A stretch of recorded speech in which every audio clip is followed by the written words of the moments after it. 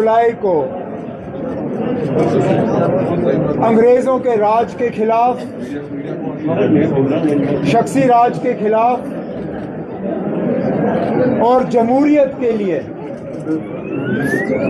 अपनी कीमती जानें कुर्बान कर गए। आज उनकी शहादत को सलाम करने की हमें इजाज़त नहीं दी जा रही है। काश ये जो फैसला लिया गया शहीद मज़ार को बंद करने का, ये फैसला लेने वाले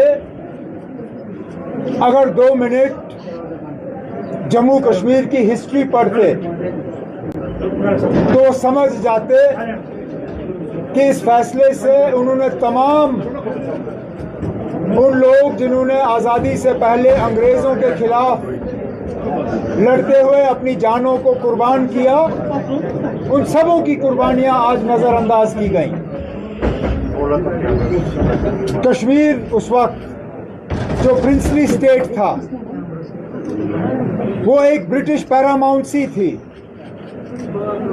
महाराजा ने अंग्रेजों की पैरामाउंसी को कबूल किया और अगर इसका आप सबूत चाहते हो, यहां 100 मीटर दूर पे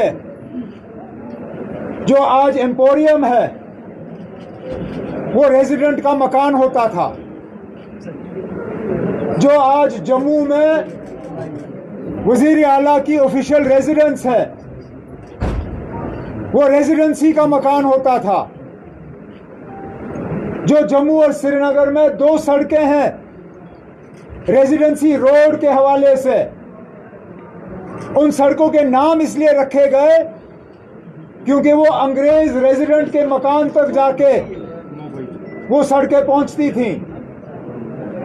तो ये लड़ाई जिसको सिर्फ मजहब के तराजू में तोला जा रहा है, इन शहीदों की शहादत को सिर्फ इसलिए नजरअंदाज किया जा रहा है क्योंकि वो मुसलमान थे और यहां का महाराजा मुसलमान नहीं था। लेकिन ये लड़ाई मजहब की नहीं थी, ये लड़ाई असूलों की लड़ाई थी, ये लड़ाई जमहूरियत की लड़ाई थी और सबसे ज्यादा ये लड़ाई अंग्रेजों के खिलाफ आजादी की लड़ाई थी। लेकिन आज हमें कहा जा रहा है कि अंग्रेजों के खिलाफ लड़ाई करना और मुल्क की आजादी में एक रोल अदा करना वो गलत था। हम इस चीज को कबूल नहीं करते, ना कभी कबूल किया है, ना आगे कभी करेंगे। जिन लोगों ने आज हमें मज़ार-ए-शोहदा पे जाने की इजाजत नहीं दी वो चंद दिन के मेहमान हैं। आज हैं, कल नहीं होंगे। लेकिन ये शहीदों की कब्रें ये यहाँ पे थी, यहाँ पे हैं और यहाँ पे रहेंगे। आज नहीं तो कल हम दोबारा वहाँ पे जाएंगे, वहाँ पे फूल डालेंगे और उन शहीदों के लिए जो है फातिहा पढ़ेंगे। Issued any summons? Defamation case has. I have received a letter from a lawyer, not a physical copy. I have received an electronic copy of the letter. One, I consider this a great honor because I am the only politician in Jammu and Kashmir who has been bestowed with a love letter like this from the BJP. I consider it a mark of respect that I am obviously a political force that they cannot ignore. At the same time, I think it's also symbolic of the way the BJP fights. They take political fights and hide behind the courts. I could have made the same statement hiding behind the assembly. I could have taken advantage of the privilege that is afforded to me by making statements in the assembly that cannot be challenged outside the assembly. But I didn't. I made the point on a political stage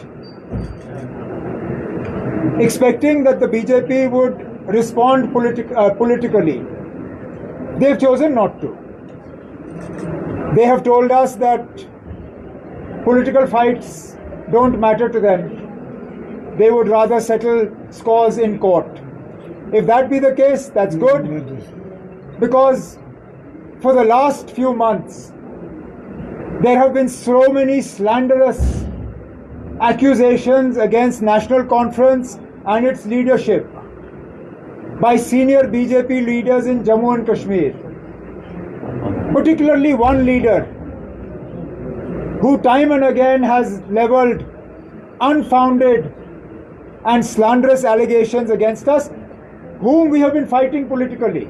Now, we have been told that the police is obliged in Delhi to give permission 5 days ahead, usually not less than 5 days. So we've been told that within that time frame, they will give us a response.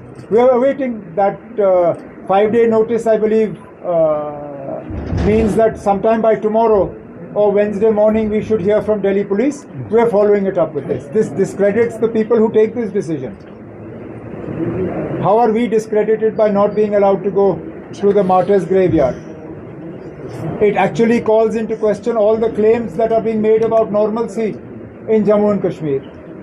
On the one hand, we are told that everything is normal, but on the ground, when we see decisions taken, nothing appears to be normal. हम कहाँ लाखों में जाते ना, हम तो शायद हजारों में भी नहीं जाते. 50, 100, मैं कहता हूँ 150 से ज्यादा लोग नहीं होते वहां पे अगर हमें जाने की इजाजत दी होती.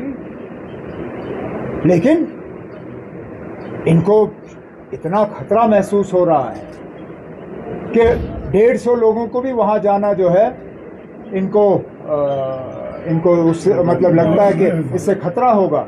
That discredits them. It doesn't